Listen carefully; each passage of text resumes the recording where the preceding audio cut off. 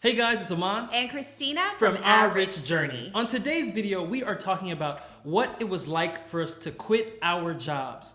After achieving financial independence, we had gotten to the point where we could walk away from our careers. And it was a huge decision. And it was a decision that we did not take lightly. And so on today's video, we want to talk about what our thought process was leading up to that point. We want to talk to you about the fears that we had when it came to quitting our jobs and what we did to make sure that we would never have to work again. Now, if you're new to our channel, we actually reached financial independence and we retired last year. And this channel is all about making money, saving money, and investing money on the road to financial independence. And on our channel, we talked about all of the steps that we took in order to amass the wealth in order to retire early. We talked about saving 70% of our income. We talked about flipping properties. We talked about all of our investments in the stock market. We talked about everything from A to Z in order to get where we are today. But what we hadn't talked about was all the uncertainty and fears that we had leading up to the point of quitting our jobs. You see, we didn't know anyone else that had ever done this. There wasn't someone that we could lean on for advice. We didn't have a mentor that was already financially independent and chose to retire early. So basically, we were retiring in uncharted territories. So we had a lot of fears that we had to address so that by the time we quit, we were 100% confident in our decision. So before we talk about our quitting, let's talk about the jobs that we had. You see, Christina and I were federal government employees. We were civil servants, and those jobs are some of the most stable jobs you can have because the pay is decent and the benefits are good. And so it's really hard for a lot of people to walk away from jobs like that. And I was actually a federal employee for 17 years. And with every year that you work for the federal government, you get more and more comfortable in your position. And in fact, during our last year of work, Christina and I were probably the most productive we've ever been at work. We both got raises, we both got promotions, we were moving up the ladder at our jobs.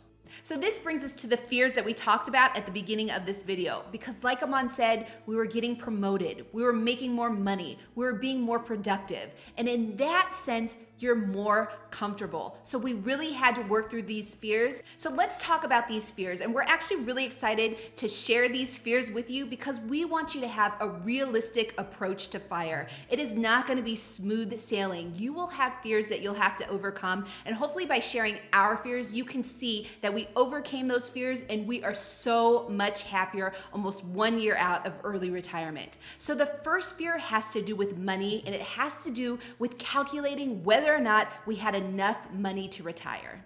Oh, this was a big fear because we had run our calculation so many times. We had crossed our T's and dotted our I's. We had to make sure that we had enough money. And we did a video about the stages that we went through for financial independence. But what we didn't talk about in that video is that we actually had developed several financial independence numbers based off of the locations that we were thinking about retiring in. But we decided to pick the number that was the highest based off of retiring in the San Francisco Bay Area. But the other places that we had considered retiring in were Thailand, Spain, and Portugal, which we chose in the San Francisco Bay Area. So we had identified how much money it would take to retire in all of those areas. And as we amassed more wealth, we began to reach the FIRE number for those different locations. But even after reaching all of those locations, you still have this gnawing feeling as if, is it enough? Is it going to be enough money to last us the rest of our lives?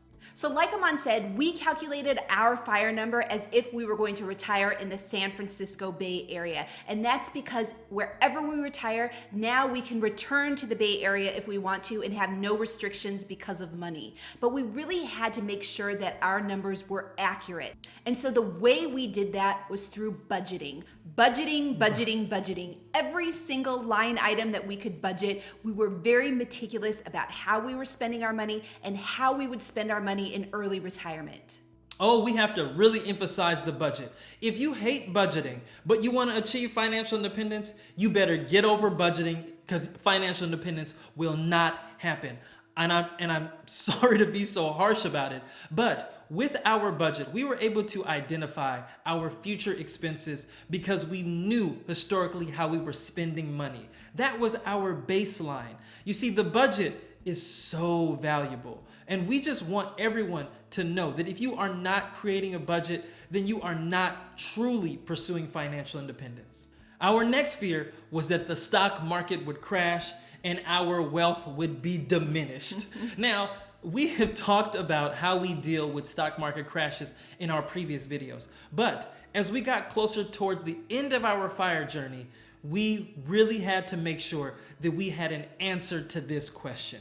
Because there will be crashes, and for us, if we are gonna be retired for decades and decades to come, and we want to pass our wealth on to our children, we have to make sure that we are able to withstand stock market crashes. So the way we got over this fear was building up an emergency fund that was over 2 years worth of living expenses in cash. And if the stock market were to crash, we would not pull from the stock market. Instead, we would start pulling from our emergency fund. So this was really critical for us because if you've watched our other videos, you know that we invested in real estate and we invested in the stock market. But we sold all of our real estate and we took all of our profits and put that into the stock market. So for us, any crashes in the stock market could potentially impact our early retirement. So we really wanted to make sure that we had a contingency plan in place that would help us go through these periods of volatility with the stock market and be unfazed. So if your fear is the stock market crashing, then an emergency fund, a stock market crash emergency fund is critical. But when you're developing this emergency fund, there is something that you really want to keep in mind. You don't want to start building this emergency fund too early. For us, we started building the cash emergency fund towards the end of our financial independence journey because we wanted to put most of our cash into the stock market as early as possible so that it could have more time to work. We didn't start building the bulked up emergency fund until the end of our journey. And our next fear was healthcare. And even if you have a job, your fear is healthcare. But without a job, without our employer providing healthcare for us, this was a huge fear. Not just because me and Christina needed healthcare, but our children also needed healthcare. And we were accustomed to having very good healthcare working for the federal government. So this was something that we had to research in depth. What would be available to us outside of our employer? So I think the biggest way that we really overcame this fear was researching the different healthcare options available to us and really working that into our budget. So like I said, we initially based our retirement off of the San Francisco Bay Area. So we looked at the healthcare available there. We looked at the Affordable Care Act. We also considered different contingency plans or different options if the Affordable Care Act would be completely repealed at some time. We really wanted to make sure that we had all of these different options available for us in terms of healthcare and that we incorporated those options into our budget.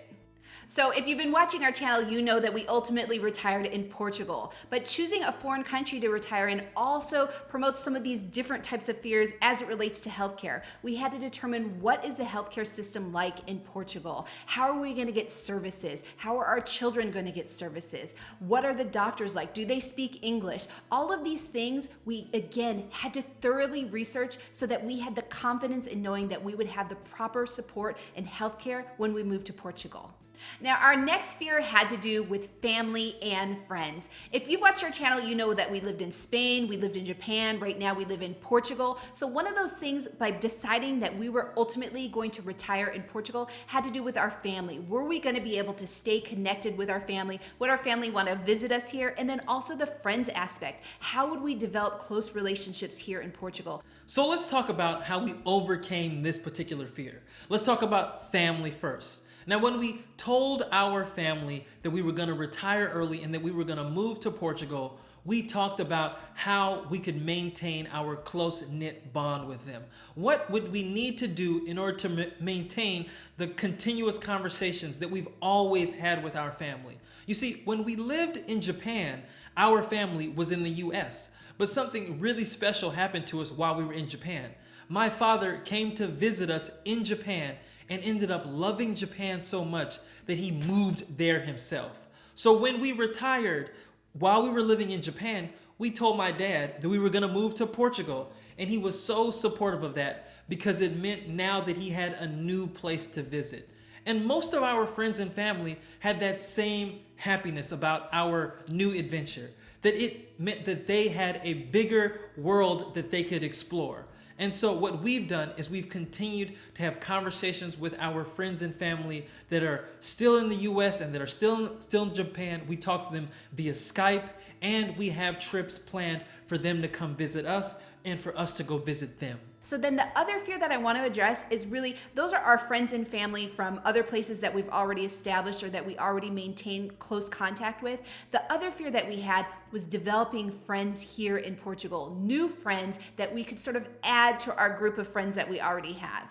Now, this can be a struggle for a lot of people, especially I think adults aren't very good at making new friends. It's maybe awkward if they're not already working with you. Imagine meeting someone on the street and saying, hey, you know what? Let's be friends. It just doesn't come out that way. But it's something that you have to do if you are moving to a new place. You have to be willing to ask that. You have to be willing to ask someone to be your friend, to exchange phone numbers and have a follow-on conversation or a follow-on meetup. And that's what we've done here in Portugal. We've met some really interesting people just in the street, in a cafe, and we have exchanged information, and that's how we have begun to develop friends here in Portugal. And I would also say that it helps having a hobby as well. So prior to sort of this lockdown here, I was involved in swimming, and I would swim every day, and Aman would go to the gym every day. And it's a great way to meet people and to connect with people and then to do things with them outside of those hobbies. It really develops these relationships, and it's relationships with people that are already interested in the things that you do. So I think for us, really overcoming that fear was understanding that once we had more time in retirement to develop our hobbies and to do things that we really enjoy doing, we could meet people that way. So we talked about our hobbies, we talked about meeting other people. This leads to our fifth and final fear, which was not necessarily an internal fear that we had, but that everyone else told us, was that we would be bored. This was one of the most common things that people told us. You know, because when you're working, you are putting in over 40 hours a week towards your job. When you retire, you have more than 40 hours a week to fill. You have all of this extra time. So everyone constantly told us, you're so young. Why are you retiring? You are going to be so bored. And you know, when people would say that to me, I would say, I'm bored at work, okay? I have 40 hours back. Now, those are 40 hours that I can do with it whatever I want to do. And I have a lot of hobbies and other things that I would much rather be doing than sitting in my cubicle. You see, this idea that you will be bored in early retirement, I think is for people whose life revolves around work. And we'll be completely honest with you. We loved our jobs, but it was keeping us back from doing what we really wanted to do in life, which was spend more time with our family, which was traveling, which was building things, which was being outdoors. And when you are at work all day, that to us, that was the purest boredom. I'm sorry, but it really was. And so I was so happy to get those 40 hours back, to be able to use those 40 hours however I wanted to. And over this past year, we have maximized every single one of those hours. So those are the fears that we had and how we overcame those fears. But before we end this video, we want to share with you exactly how we walked into our boss's offices and told them we were quitting. You see, it was a sunny and beautiful day. It might have been raining, but in my mind, it was sunny and beautiful. And I had thought about this day over and over and over again. And I really wish that I did not like the people at work, but I actually loved everyone that I worked with. So when I went to my supervisor and told him that I was going to be quitting and that I was giving them 2 weeks notice, it was a really tough thing to do because I felt guilty about the people that I was leaving. I wish they could have come with me because they were such great people.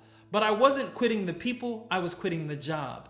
And so that last day of work, the day that we walked out of our office with all of our things in our hand, it was a hard day to say goodbye to people. but it also meant that we were starting a new journey.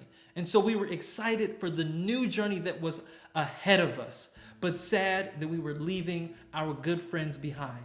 So the reason why we share this with you, the experience of the last day, all the fears, everything that we overcame in order to make that last day so memorable for us, is because we want you to picture that. We want you to picture your very last day, leaving work, retiring early, and having the future ahead of you, because that will help motivate and inspire you by having that in your mind and picturing that goal as you work towards FIRE. So we really hope that you like this video. We hope it motivated you. We hope you feel inspired, because we know that you can reach this goal of early retirement. You can overcome your fears and you can successfully retire early. Now remember, if you like this video, give us a thumbs up, subscribe to our channel, and join the journey.